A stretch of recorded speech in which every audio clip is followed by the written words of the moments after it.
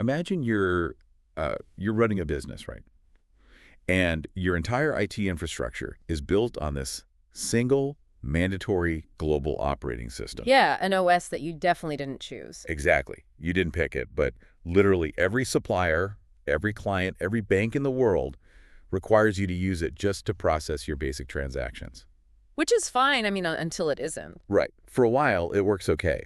But then the one single company that develops this operating system decides, well, they have an internal memory leak on their own local servers.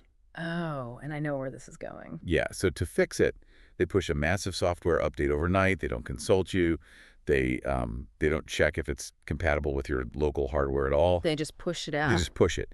And you wake up the next morning and your entire system is crashed. Your local apps won't run, your data is corrupted, your business is hemorrhaging money. Right. And when you call tech support, they essentially tell you, well, the update fixed our internal servers, so the system is working exactly as intended. Your local crash, that isn't really our problem. It's a structural nightmare. I mean, because in that scenario, your success or failure has absolutely nothing to do with how well you run your actual business. Nothing at all. It is entirely dependent on the internal maintenance schedule of a completely unaccountable third party. And that is exactly the reality of our global economy today. We aren't just talking about a tech gadget or, a corporate software Oh, booth. the stakes are way higher. We're exploring the most pervasive and visible architecture of modern human life. The underlying currency that literally runs the world. The operating system of global trade. It's the plumbing that nobody ever looks at until it backs up. Exactly. Yeah. So today we're doing a deep dive into a deeply analytical and honestly somewhat radical paper by Mohammed Tamos. It's titled The Global Bancor, Decentralizing Global Currency Without Penalizing Economic Success. It is a phenomenal piece of architectural thinking. I mean, we interact with money every single day, right?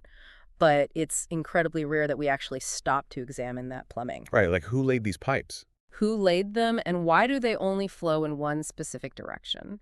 So, our mission today is to look at a genuinely fascinating proposition. Which is what, exactly? Well, we're looking at how an abandoned, heavily debated economic blueprint from all the way back in 1944 could actually be modernized today. Modernized into a digital protocol, right? Exactly, to completely rewire the global financial system. We are looking at a way to strip away the dominance of single-nation currencies and basically replace that biased operating system you mentioned with a completely neutral algorithmic ledger. I want to really set the stakes for you here, because the title of Tamos's paper is dense, sure, but the implications are staggering. They really are. We are talking about replacing the core infrastructure of global wealth with a system that, well, it doesn't play favorites. It doesn't weaponize access, and it doesn't bend to the domestic political pressures of any single superpower. A truly level playing field. Right. But to understand why this Global Bancor proposal is gaining so much traction right now, and why the current system is actively failing so much of the world, we have to look at the genesis of the problem. We have to go back to the source. We have to travel back to the absolute crucible of modern macroeconomics, the year 1944. Oh, 1944. We are talking about the Bretton Woods Conference. And you really have to visualize the geopolitical atmosphere of that specific moment in time. Set the scene for us. Well, the Second World War is finally nearing its end.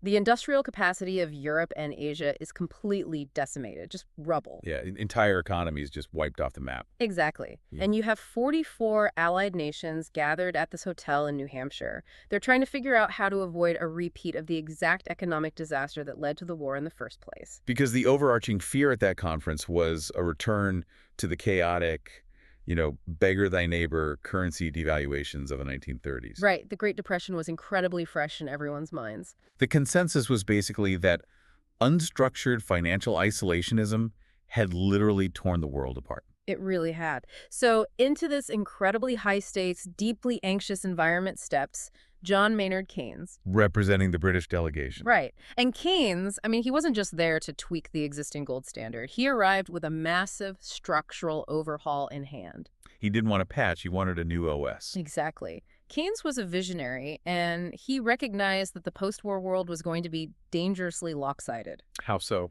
Well, the United States was holding massive reserves of global gold and had a completely intact industrial base, right? Their factories hadn't been bombed. right? They were a production powerhouse Hmm. while Europe was heavily in debt and basically needed to import everything just to survive the winter. Precisely. So Keynes proposed a two-part stabilizing mechanism to handle this extreme imbalance. What were the two parts? First, an international clearing union, which would essentially function as a global central bank to manage international trade balances. Okay, and the second part. Second, and this is the most important part, this union would issue a supranational accounting currency. He called it the Bancor. Now, I think we need to clarify this for everyone listening. The Bancor wasn't designed to be physical cash, right? It wasn't something a citizen would carry in their wallet to go buy a cup of coffee. Oh, no, not at all. You couldn't go to the grocery store and pay in Bancor? It was purely an accounting unit for nations to settle their massive trade deficits and surpluses with each other. Right. It was intended to be the great equalizer, a truly neutral unit of account on a global ledger. That was the theory, anyway. That was the theory. But Keynes built a very specific mechanism into the Bancor that ultimately destroyed its chances of ever being adopted. The fatal flaw. Yes, his primary fear was stagnation. The idea that wealthy countries would just hoard all their money, draining liquidity from the global system and triggering another depression. Right, if all the money flows to the U.S. and just sits in a vault, nobody else can buy anything. Exactly. To prevent this, he designed the Bancor to force a mathematical balance in global trade. It included what the Tamos paper explicitly refers to as a creditor penalty clause. Let's really break down the mechanics of that penalty, because this is where Keynes' beautiful academic theory collides violently with actual political reality. It's a spectacular collision. So, if a country, let's say post-war Britain, was importing far more than it exported, running a deep deficit, they would be penalized and pressured to devalue their currency to make their exports cheaper. Which makes sense. That part makes traditional economic sense. You can't indefinitely run a tab at the bar without facing some consequences. Right, basic math. But Keynes didn't stop there, did he? No, he didn't. He argued that the burden of adjustment shouldn't fall solely on the debtor. He believed the countries running massive trade surpluses, the ones exporting all the goods and accumulating all the wealth, were equally responsible for the global imbalance. Wait, so under his system, if you accumulated too much Bancor in your national account because you were successful, The International Clearing Union would literally confiscate a percentage of it as a penalty fee, as a penalty for holding too much of the world's wealth. which is an absolutely staggering proposition if you put yourself in the shoes of the American delegation in 1944. Led by Harry Dexter White. Right, Harry Dexter White. Right. The U.S. is producing, what, half of the world's manufactured goods at this point? They are the ultimate creditor nation. They held all the cards. And Keynes is essentially looking across the table at them and saying, when you inevitably sell your goods to rebuild Europe and you accumulate a massive, completely legal profit, we're going to heavily tax those profits, specifically because you are too successful at exporting. Yeah, it's an aggressive penalty on productivity. It's the equivalent of proposing a new corporate tax code, where the most efficient, innovative tech company is fined specifically to subsidize their failing competitors. Not out of standard taxation, but as a punitive measure for holding too much market share. Exactly. No dominant player would ever sign that contract voluntarily. It was a fundamental miscalculation of geopolitical leverage by Keynes. I mean, Tamos's paper highlights this as a profound psychological and pragmatic failure. He just fundamentally misread human nature, or at least statecraft. He was trying to mandate global equilibrium by acting as an international accounting police force.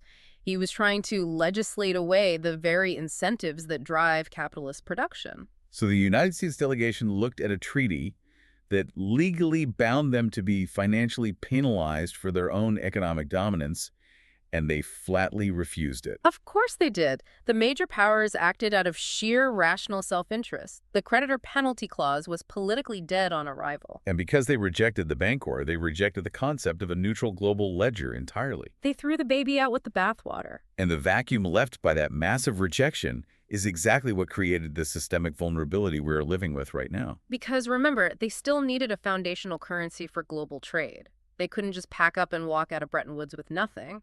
Right, the war was ending. They needed a plan. So Harry Dexter White pushed through the American alternative. And that alternative was the US dollar. Pegged to gold, it would become the ultimate reserve currency of the entire world. Everyone else would peg their local currencies to the dollar. And that single decision established what the source material points out as an exorbitant privilege for the United States. Exorbitant privilege. That phrase was originally coined by Valéry Giscard d'Estaing in the 1960s, and it is central to Tamos's critique of our current system. Break that down for us. What does that privilege actually look like in practice? Well, when your domestic currency is also the mandatory medium of exchange for global commodities like oil and international debt, the traditional rules of macroeconomics simply cease to apply to you. Let's dig into the mechanics of that, because it's not just a theoretical concept. It translates to massive tangible advantages. Absolutely massive. If an emerging market like Brazil or India, for example, wants to import oil from the Middle East, they cannot just print their local currency to buy it. No, the sellers won't accept it. Right. They have to acquire U.S. dollars first. That means there is a perpetual artificial baseline demand for dollars globally, completely, regardless of how the actual U.S. domestic economy is performing. And that baseline demand is the magic trick. That is what allows the United States to run staggering multi-trillion-dollar fiscal deficits that would trigger immediate hyperinflation and a sovereign default in literally any other nation on Earth. Because they can just print it. They can simply print more dollars, and the global market absorbs them like a sponge because foreign central banks are required to hold those dollars in reserve just to participate in international trade. But the Tamos text emphasizes the darker external consequence of this setup. It's not just about the U.S. getting a free pass on their national credit card. No, it gets much worse for everyone else. The paper states that this dynamic actively exports inflation to the rest of the world. And this is where that operating system metaphor really crystallizes for me. How exactly does inflation travel across borders mechanically? It happens primarily through the interest rate lever. Let's look at a historical parallel that clearly illustrates the mechanism Tamos is critiquing here. Okay, give us an example. Consider the Volcker shock in the early 1980s. The U.S. Federal Reserve under Paul Volcker was fighting double-digit domestic inflation in America. Inflation was out of control. Right. So to crush it, they raised the federal funds rate to unprecedented levels around 20%. 20%. That's astronomical. It was brutal.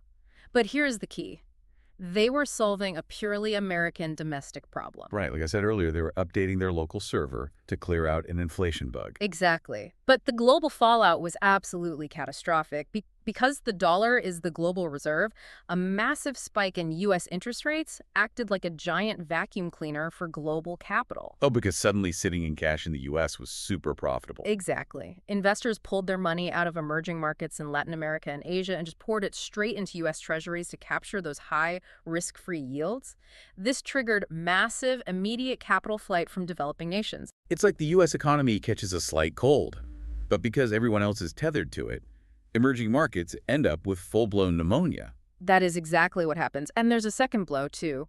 The debt denomination. Right, because their loans are in dollars. Yes.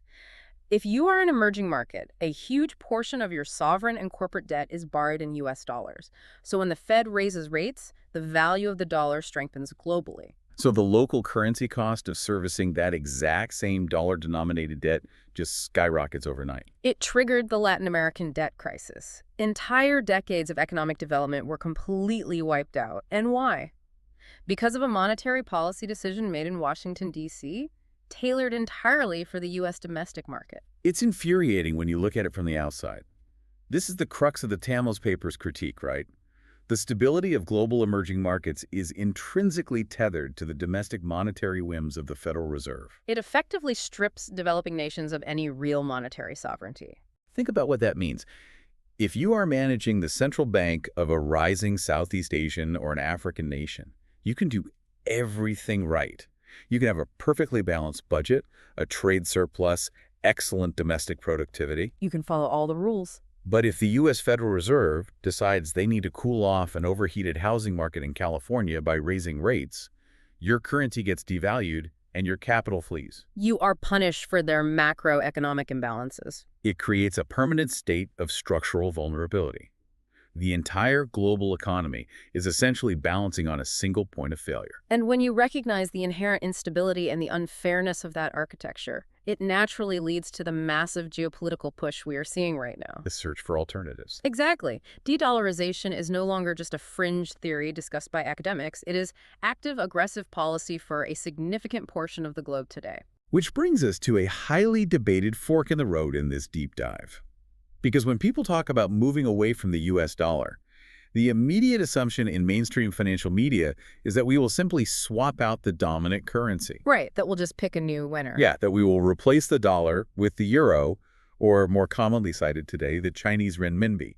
The logic is, well, if the current operating system is biased, let's just install a competitor's software. Tamos's paper addresses this directly and issues a very severe warning against it. What does he say? The text explicitly argues that replacing the US dollar with another sovereign fiat currency is a false solution. A full solution. Yes. It doesn't solve the architectural flaw. It merely relocates the headquarters of the exorbitant privilege. I have to say, I tend to agree with that assessment. I mean, if the global economy pivots to a Euro-centric or a renminbi-centric model, you are still dealing with a currency heavily influenced by regional politics. By domestic demographic crises, by specific geographic debt obligations. Right. A Chinese or a European central banker is no more incentivized to prioritize the economic stability of a South American developing nation than an American central banker is. Exactly. You are just replacing one hegemony with another. The structural mechanism of exporting inflation and triggering capital flight via domestic interest rate manipulation, that remains entirely intact. The only thing that actually changes is the time zone of the central bank causing all the damage. That's a great way to put it. This is exactly why Tamos argues that the world doesn't need a new bank owner. It needs to eliminate the concept of a sovereign bank owner entirely. Which is a huge leap. It is, and that requires a technological leap that Keynes simply didn't have access to back in 1944. We need a neutral accounting protocol. Okay, let's get into the mechanics of this modern global bancor, because we are currently living through this massive transition toward central bank digital currencies, or CBDCs. Right, the technology is finally catching up to the theory. But the immediate skepticism anyone will have is conflating this with volatile cryptocurrency. When you say digital neutral ledger, a lot of people immediately picture Bitcoin. Or Dogecoin. Yeah. An asset that can drop 20% in value just because a tech CEO posted a meme on social media. How does a serious global trade protocol avoid the trap of speculative volatility? The paper outlines a very distinct architectural difference. Cryptocurrencies often derive their value from artificial scarcity and cryptographic mining, which makes them highly susceptible to speculative manias. It's just gambling for a lot of people. Exactly. But the Global Bancor, as proposed here, is entirely tethered to tangible macroeconomic reality. How does that work? Under this framework, a nation's quotas, meaning their access to liquidity and their drawing rights on this digital ledger, are allocated based strictly on their volume of foreign trade. Wait, so it's not based on who has the biggest server farms hashing algorithms in a warehouse? No, not at all. And it isn't arbitrarily decided by some political committee at the IMF based on voting shares. Correct. It's an algorithmic reflection of physical commerce. That is fascinating. The system requires high technical flexibility to manage international liquidity, right? Yes. Imagine a decentralized network of smart contracts that interfaces directly with global customs data. Real-time shipping manifests, cross-border trade invoices, that sort of thing. Exactly. If a nation is a massive manufacturing hub exporting trillions in physical goods, their quota and allocation of Global Bancor expands naturally to facilitate that exact trade volume. And if their trade volume shrinks, the liquidity allocation contracts alongside it. It turns the currency from a political weapon into a pure utility. It's essentially just a digital measuring stick for value that expands and contracts algorithmically based on the actual physical movement of goods and services. It isolates the function of money. It provides the medium of exchange without carrying the sovereignty or the baggage of any single nation. But, and this is a huge but, even with perfect digital architecture, a new global bancor faces the exact same geopolitical hurdle that killed Keynes' idea in 1944, doesn't it? You mean the penalty? Yeah. If you build a neutral system, it still punishes countries for accumulating trade surpluses.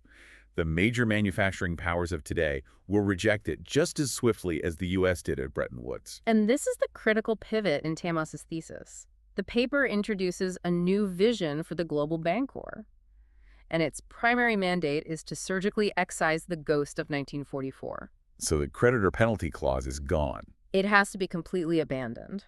The text argues that it is inherently illogical and counterproductive to penalize productively and competitively successful countries. That makes total sense. The paper specifically names nations like China, Singapore, and Germany as examples. These are economies that have heavily optimized their industrial bases, their labor forces, and their supply chains to become absolute export powerhouses. And under Keynes's original model, a country like Germany, which consistently runs massive trade surpluses because the world relies on their high-end manufacturing and engineering, would be heavily fined for holding too much Bancor. Right. They'd be punished for being good at what they do. It's an absurd proposition in a modern capitalist framework. It's basically telling a highly efficient producer, you are making too many high-quality goods that people actually want to buy, so we are going to confiscate your revenue to subsidize nations that are less efficient. It creates a completely perverse incentive structure. I mean, think about it. If you know your surplus will be confiscated by an international accounting police force. You're actively incentivized to reduce your productivity. Exactly. You scale back your manufacturing, you operate at a suboptimal level just to avoid crossing the penalty threshold. And what happens? That shrinks the total pie of global wealth. So Tatemos advocates for a complete paradigm shift. Instead of Keynes' model of rigid international regulations that attempt to force top-down equilibrium through mandates and fines, the new vision relies entirely on something else. It relies on market mechanisms and incentives. It's the shift from a punitive framework to a permissive one. Right. The new Global Bancor basically says to China, to Germany, to Singapore, operate at absolute maximum efficiency. Export as much as you possibly can. Accumulate massive financial surpluses of Bancor. You will not be penalized for your success. But this naturally raises the very fear that haunted Keynes in the first place. The hoarding. Right. If we allow these export giants to accumulate infinite surpluses of Bancor without any penalties whatsoever, what prevents them from just acting as black holes for global liquidity? It's a valid concern. If Germany or China accumulates a mountain of neutral digital currency and just leaves it sitting on their domestic balance sheets, they drain the working capital out of the global system. Doesn't that trigger the exact economic stagnation Keynes was trying to prevent? That is the pivotal question of the whole paper, and it is where the proposal relies heavily on the fundamental laws of capital allocation. Okay, walk us through it. Tatemos introduces what the text calls the automatic correction mechanism. It posits that Keynes severely underestimated the natural behavior of idle wealth. Idle capital despises being idle. It demands a yield. Precisely. If a nation is sitting on a mountain of global Bancor, they are holding a neutral, non-interest-bearing digital asset. It isn't generating a return simply by existing on a ledger. So it's technically losing ground to inflation or just global growth? Right. To grow that wealth, or even just to protect it against the natural expansion of the global economy, the surplus country must deploy it. They will actively seek out investment channels. And if you are a massive surplus nation looking for high-yield returns, you aren't going to find them by investing in other heavily developed, saturated markets. No, the growth multipliers in mature economies are minimal. The real potential for exponential growth, the massive infrastructure projects, the untapped consumer markets, the huge demographic dividends, all of that exists in the emerging economies. Which completely flips the traditional script of global finance.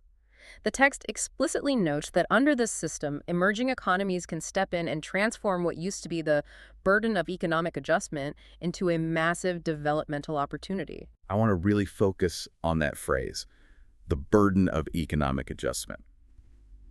In the current dollar-dominated system, how is that burden usually applied to developing nations? Traditionally, it looks like a punishing IMF bailout program. When an emerging economy faces a balance of payments crisis, often exacerbated by those external shocks of U.S. interest rate hikes we discussed earlier, they're forced to borrow dollars just to stabilize their currency. But those loans never come cheap. No, they come with severe structural adjustment conditionalities. Austerity measures. Severe austerity. The developing nation is forced to slash public spending, dismantle social safety nets, privatize state assets, and aggressively devalue their own currency to make their exports dirt cheap. So the burden of rebalancing the global ledger is placed entirely on the backs of the poorest citizens in the debtor nations who have to suffer through deep recessions just to satisfy external dollar-denominated debts. Exactly. But Tatemos is arguing that the Global Bancor framework changes the entire directional flow of that capital. So instead of the emerging market going hat in hand to a centralized Western institution to beg for a predatory loan, The massive surplus nations are actively looking for places to deploy their idle bancor to generate yield. The capital comes looking for them. That is a massive reversal. However, the text is very clear that this is not some utopian charity operation. The capital doesn't flow automatically or unconditionally. Right. There are strings attached, but different kinds of strings. Emerging economies have to actively compete for this global liquidity. They have to create a hospitable environment for the investment. I mean, if I'm managing a massive sovereign wealth fund in a surplus nation, I'm not going to deploy billions of Bancor into an emerging market that suffers from chronic corruption, arbitrary property confiscation, or zero fiscal infrastructure. The risk profile is just way too high. Exactly. And that is the actual engine of the automatic correction mechanism. The emerging nations compete for this massive influx of foreign direct investment by offering legislative incentives, legal stability, and structural facilities. The paper refers to this as competing on institutional efficiency.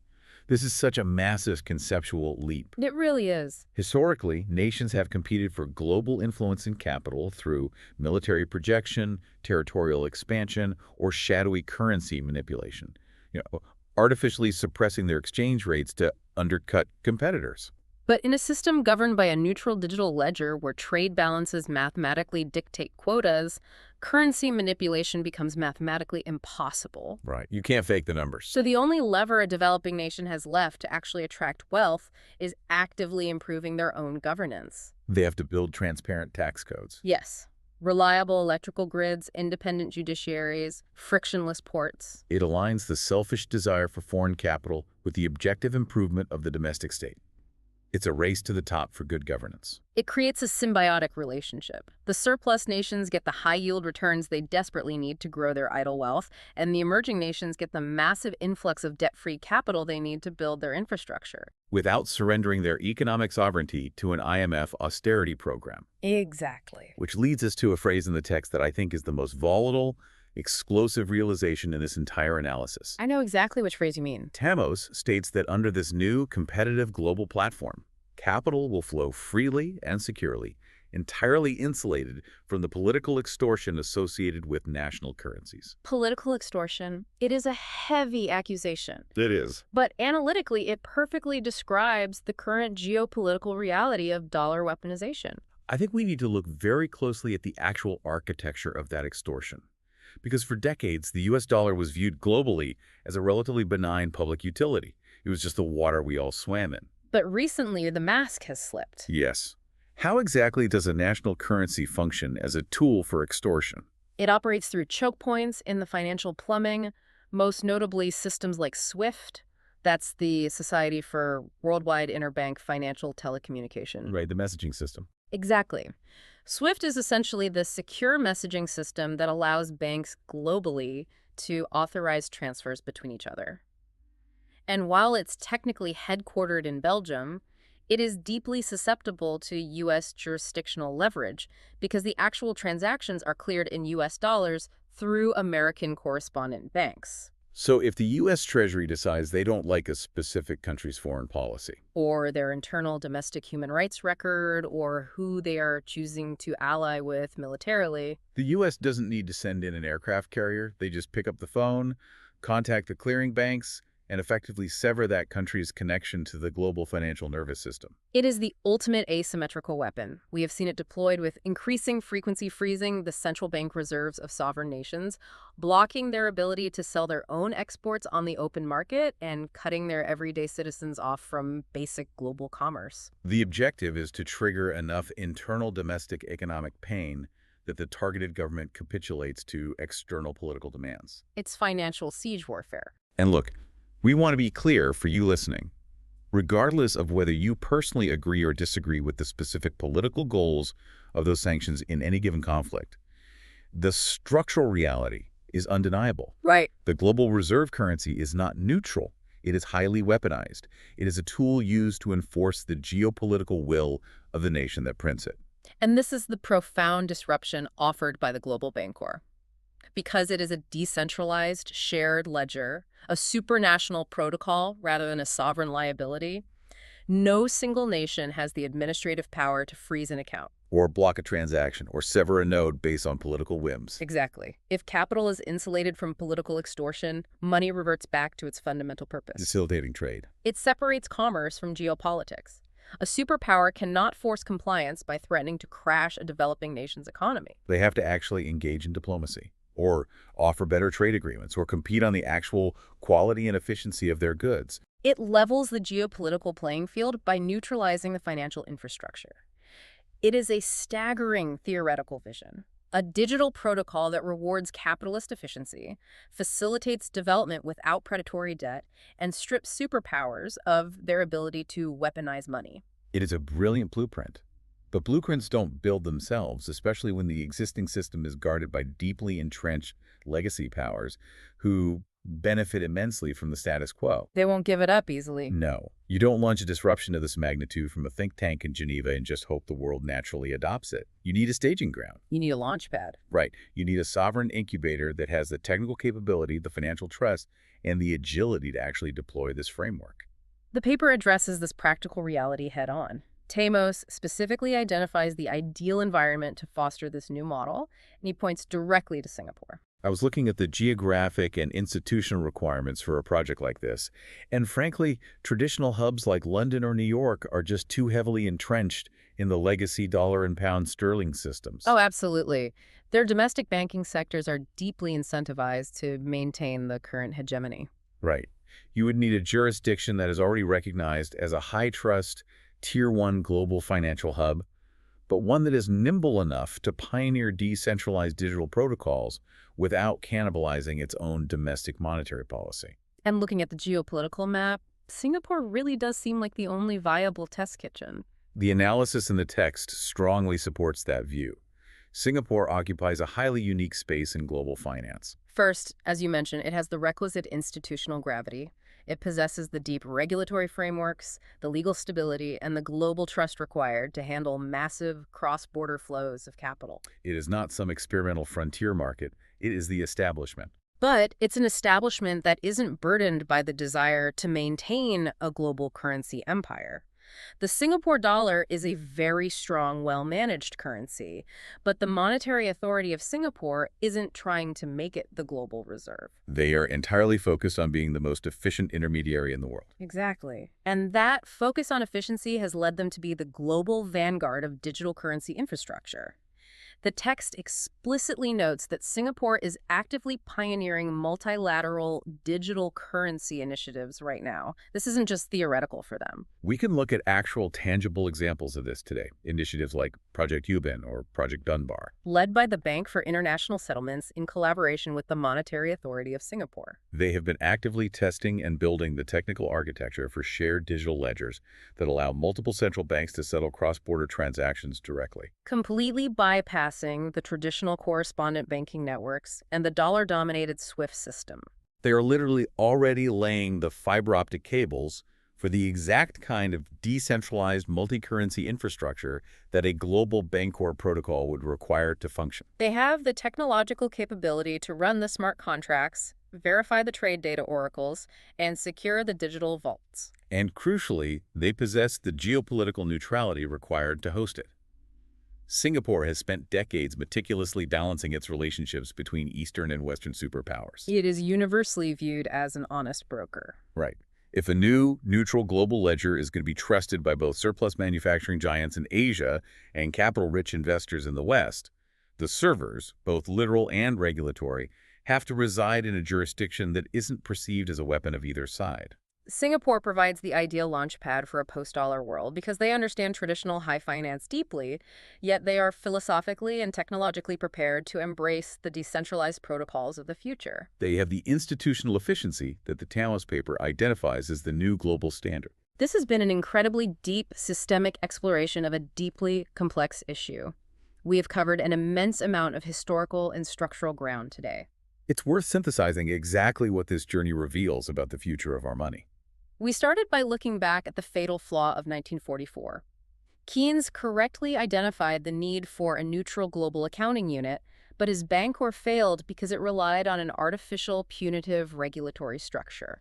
It acted as an accounting police force that sought to penalize the very productivity that drives economic progress. And the rejection of that flawed system resulted in the world adopting a single nation operating system, the US dollar. We examine how the exorbitant privilege of that system allows for massive domestic deficits while systematically exporting inflation to the developing world. Violently disrupting emerging markets through sudden shifts in domestic interest rates. We saw how simply replacing the dollar with another regional fiat currency, like the euro or renminbi, completely fails to solve the underlying architectural weakness. It merely transfers the hegemony. The true solution lies in modernizing the Bancor concept into a digital neutral protocol where access and liquidity are governed strictly by physical trade volumes, completely separated from sovereign control. And the key to making that system viable today is the absolute removal of the creditor penalty clause. By relying on market mechanisms rather than rigid regulations, surplus nations are incentivized to deploy their idle wealth into emerging economies. Those developing nations, in turn, are forced to compete for that capital not through military leverage or currency manipulation, but by building robust, transparent, and legally stable institutions. Which brings us to the core unifying philosophy of Tamos's entire proposal. The text makes it incredibly clear. What's the bottom line? The Global Bancor is not merely a technical tool for managing international debt or tweaking trade balances. It is a foundational protocol designed to enable sustainable, equitable development built on sheer economic efficiency. It preserves and channels the incentives for capitalist success rather than punishing them. Aligning the mechanics of global liquidity with the actual production of real-world value. It is a complete redesign of the invisible architecture that governs human trade, stripping away the ability to use money as a tool for political extortion and returning it to its fundamental state of neutrality. It's a huge vision. As we wrap up this deep dive, I want to leave you with a final thought to consider. We spend a lot of time analyzing global conflicts, trade wars, and the maneuvering of superpowers. We do. So much of that geopolitical chess match relies on the implicit threat of financial weaponization, the ability of one nation to cut off another's access to the global economy. That's the ultimate trump card. But if a truly neutral, decentralized protocol like the Global Bancor were to take root, if the ability to freeze assets and weaponize clearinghouses was technologically eliminated, how would the nature of global power fundamentally shift overnight? It's a profound question. If superpowers can no longer force compliance by threatening the financial ruin of smaller nations, if the biased operating system is finally replaced by a neutral protocol, how do the giants of the world compete when they are finally forced to play by the exact same rules as everyone else? It changes the entire paradigm of global influence. It really does. It means the rigged game we've been forced to play for 80 years might finally be coming to an end. And a radically different, entirely more efficient game is waiting to begin.